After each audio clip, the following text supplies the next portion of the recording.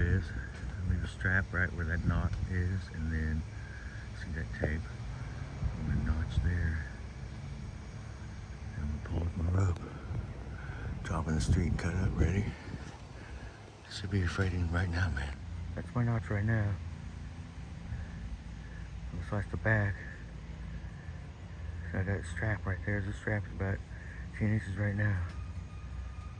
I'll bring that some more. We should. I want to break it off, not let it fall. With the rope. I got the notch out.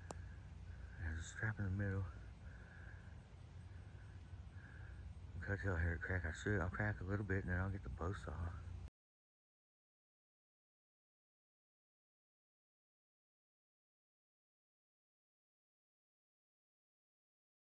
It's gonna be strong right there where that vein is. See where the crotch, where it's holding itself together. That's gonna be the strap. It should go now. I want it to be strong enough to still hold on. It should break. Angel ran me out of gas so that I didn't hurt myself. As soon as I put the rope on again, I heard it crack. To get this far, you need to get out the bow saw so you can hear it crack, because you can't hear any cracking on the chainsaw.